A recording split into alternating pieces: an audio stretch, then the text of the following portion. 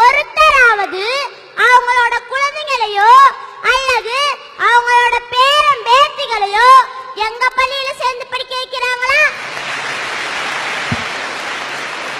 அப்ப எப்படி சார் அரசு பள்ளியில நிறைய பேர் சேருவாங்க? தமிழ்நாட்டுல நிறைய அரசு பள்ளிங்கள்ல 1ஆவதுல இருந்து 5ஆவது வரைக்கும் 2 வாத்தியாருங்க தான் இருக்காங்க. 1ஆவது 2ஆவதுல 4 நாள் 8 புக் இருக்கு. 3ஆவது 4ஆவது 5ஆவதுல 15 புக் இருக்கு. மொத்தம் 23 புக் இருக்கு.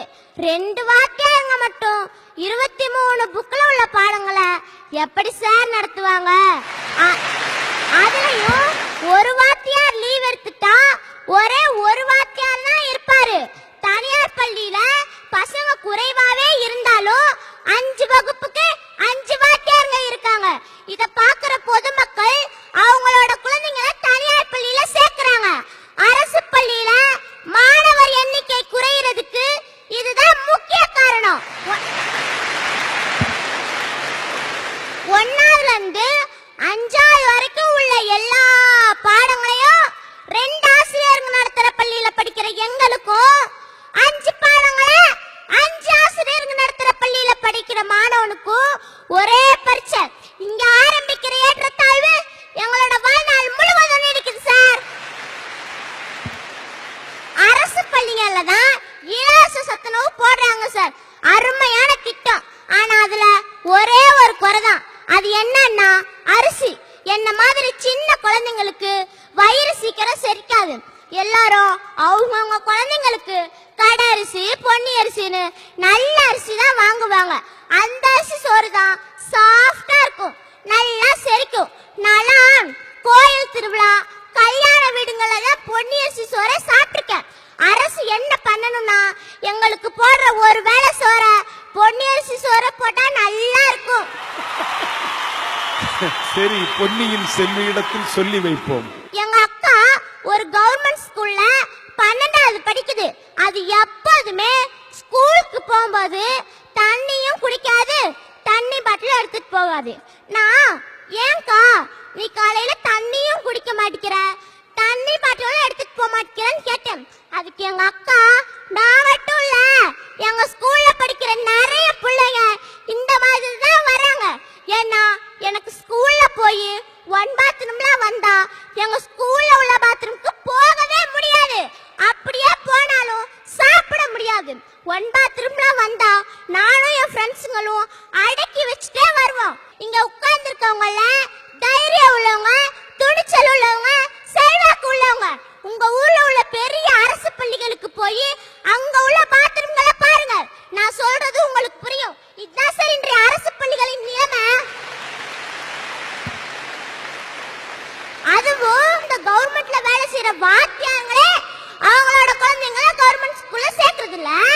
வாத்தியாருங்க மட்டும் இல்ல, கவர்மெண்ட்ல வேலை செய்யற கலெக்டருங்க, அமைச்சருங்க யாருமே அவங்களோட குழந்தைங்களை கவர்மெண்ட் ஸ்கூல்ல சேர்க்கறது இல்ல.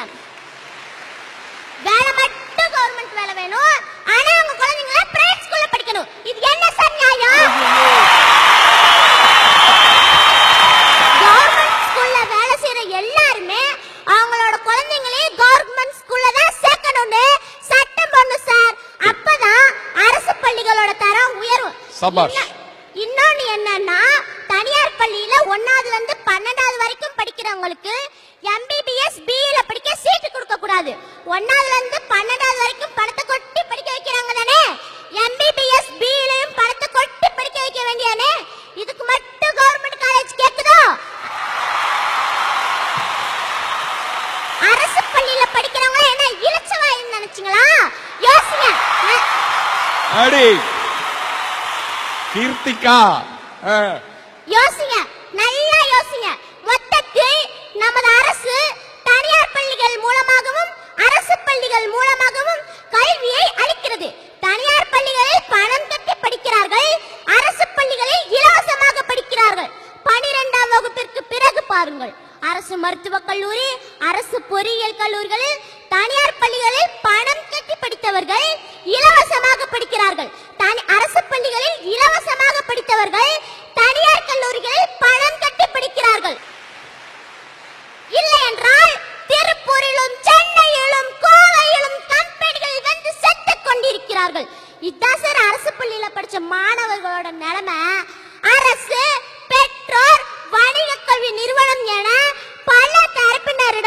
முடங்கி கிடக்கிறது எங்களின் எதிர்காலம்.